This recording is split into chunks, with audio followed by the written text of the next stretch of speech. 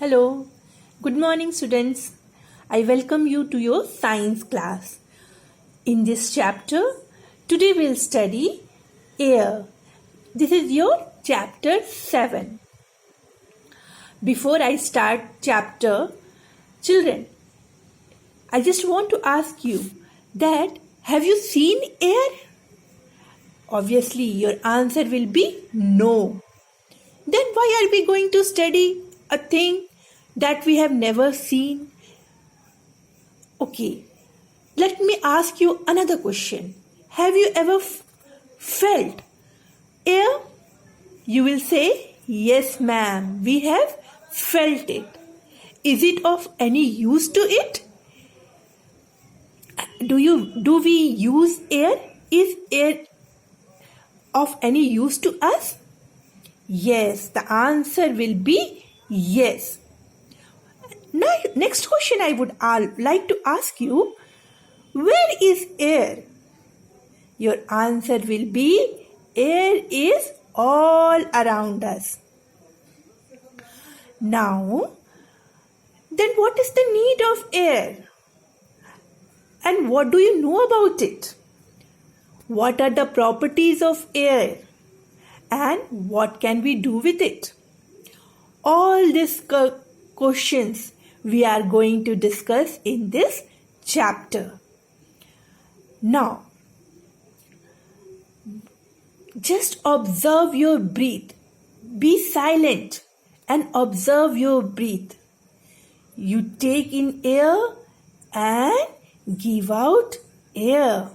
You take in oxygen and give out carbon dioxide. Without air or without oxygen, we could not even think of surviving on this earth.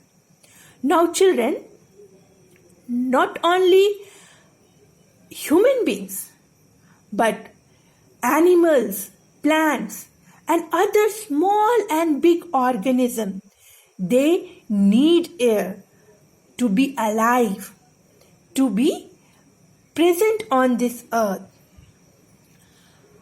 Our Mother Earth is surrounded by a blanket of air called atmosphere.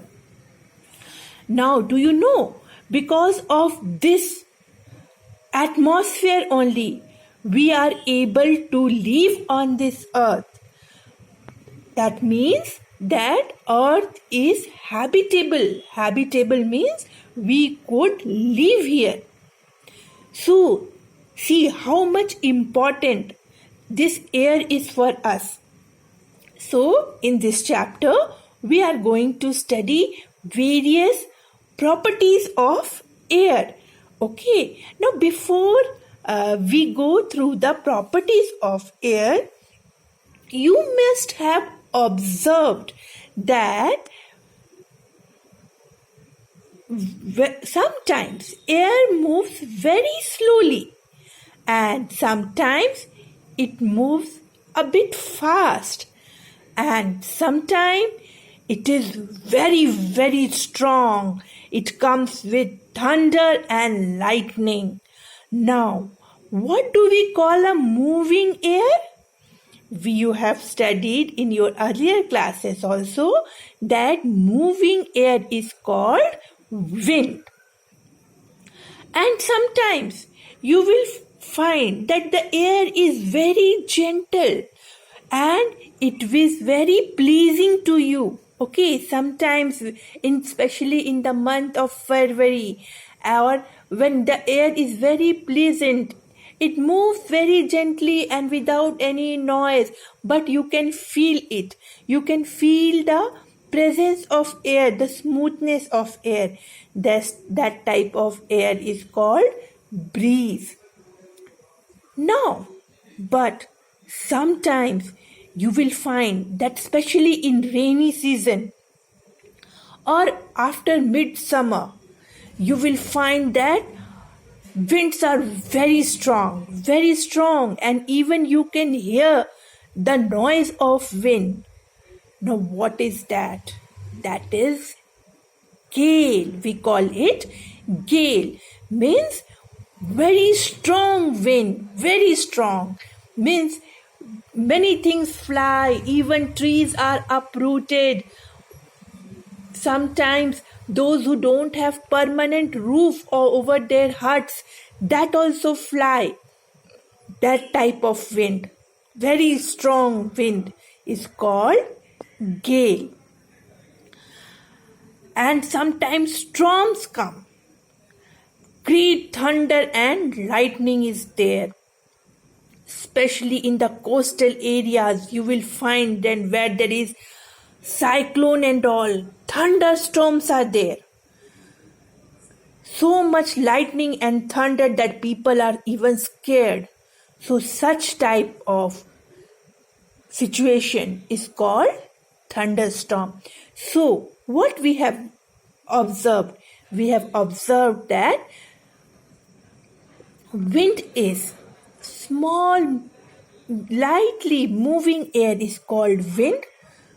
A gentle wind is called air, and a strong wind is called a gale, and very strong wind with thunder and lightning are called thunderstorms. Okay, now what are the properties of air? Now before going to the properties of air,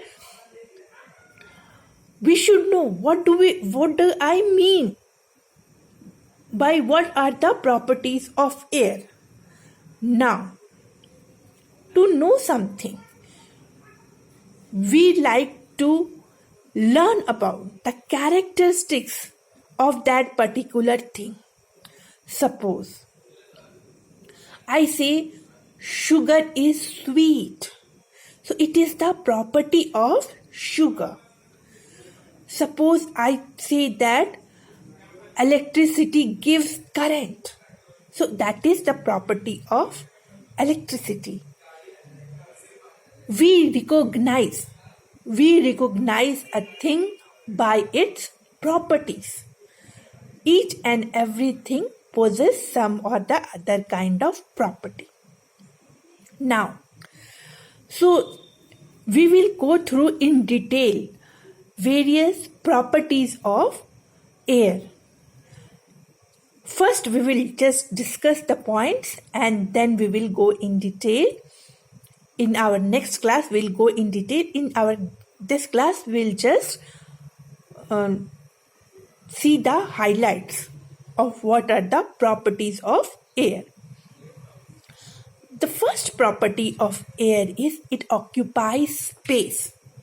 Now, you know everything. You imagine anything, any matter.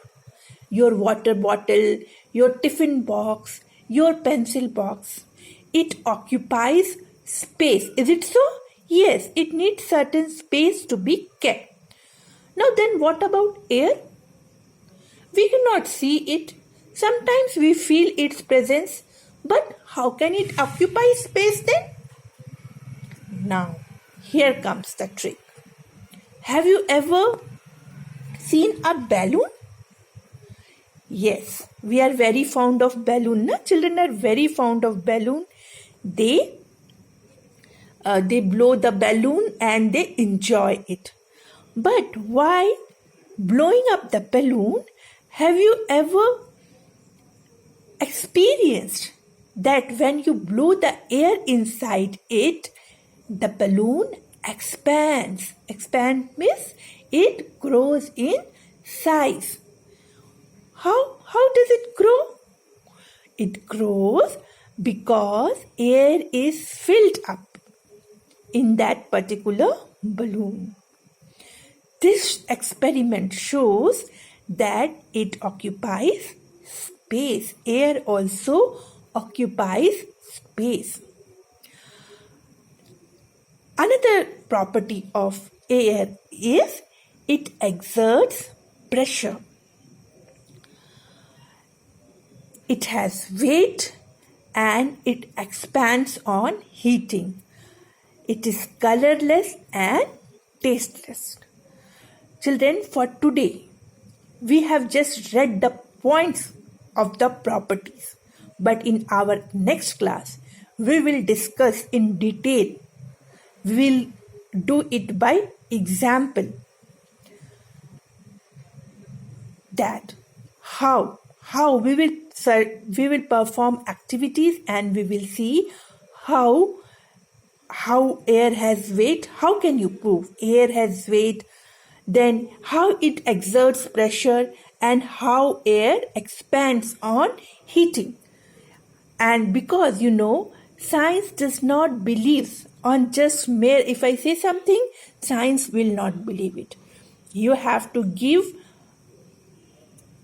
proof for everything. You have to show it by experiment, that yes, if you are saying that air has these particular properties, it should be proven by experiment. So in our next class, we will study in detail about all the properties of air. Now, please, you write down your homework. Your homework will be to, in your science copy, give that chapter heading air, and you have to note down the properties of air. And in our next class, we will discuss the various properties of air. So here I end my video. Thank you, children.